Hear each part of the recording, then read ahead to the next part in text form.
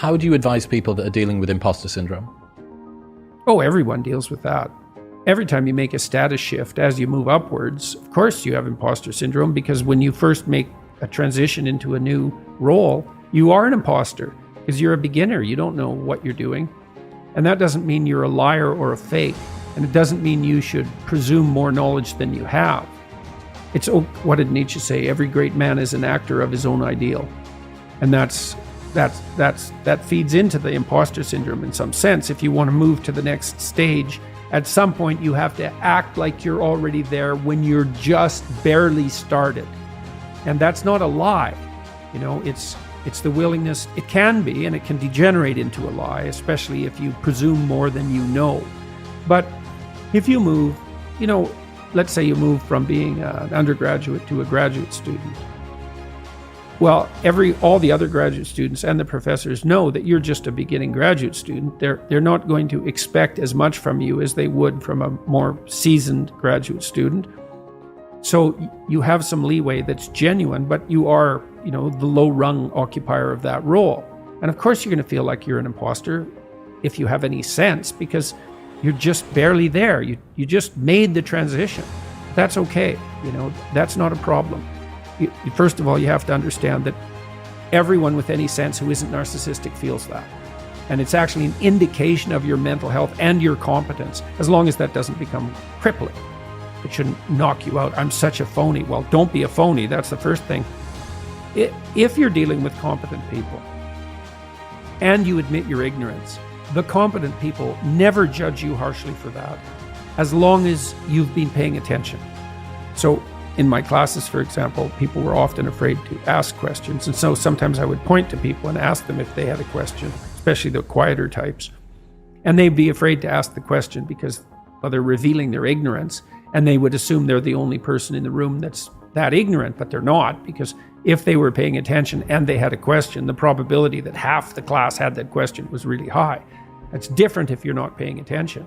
And so you can be ignorant, you can be an ignorant newbie, and you can even ask the questions that are necessary to ask in that position and sort of reveal your inadequacy. And as long as you're dealing with competent people and you've been paying attention, they're just going to answer your questions. And then you only have to be ignorant once. That's the thing about asking a stupid question. You only have to ask it once. Then you're no longer stupid. To well-balanced people, that intellectual humbleness is endearing. Right. Really endearing. Yes. So one of the things that I want... It's because they're always asking questions too. They always have imposter syndrome too.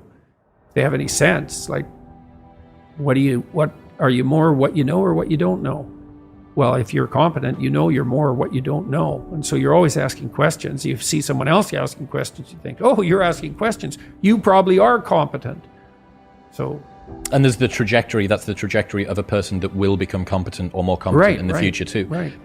So neuroticism is the negative emotion personality trait, and it's an index of sensitivity to threat and punishment, essentially.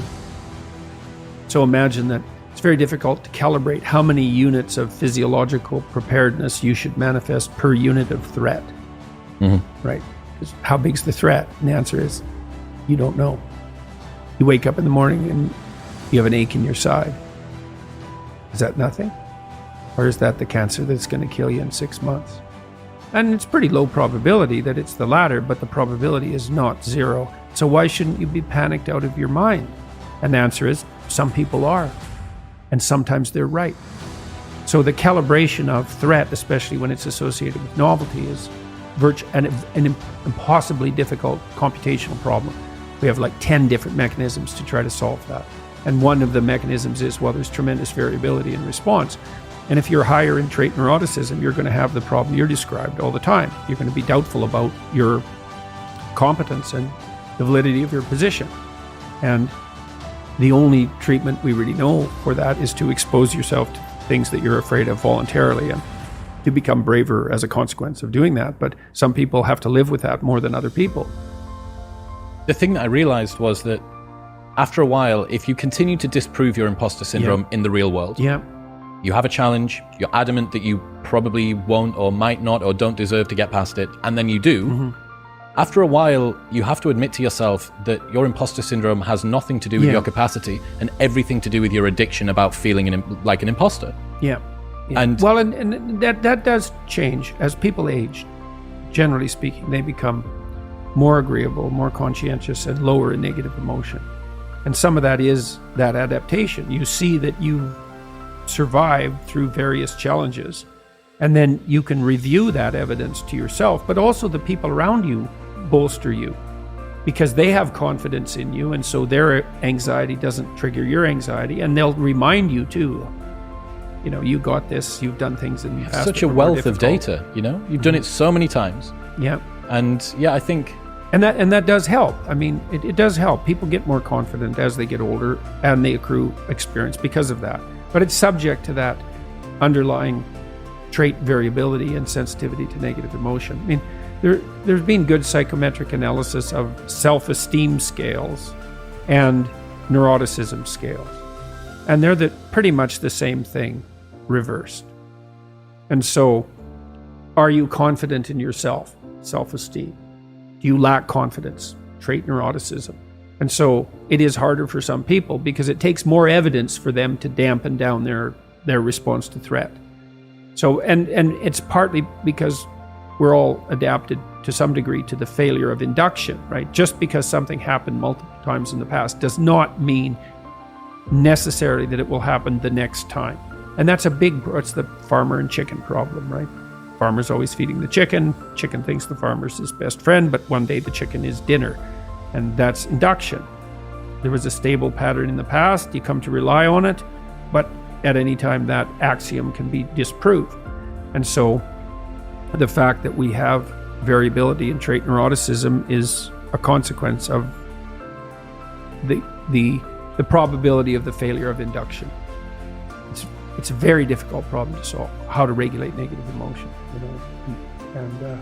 But I would say that the best way we know is to keep facing challenges voluntarily, pay attention at a rate that works for you, develop your competence. That actually stabilizes the environment around you, so it actually is less predictable and less threatening. Plus you accrue that evidence, and you get the social support for doing so. That's your best pathway forward.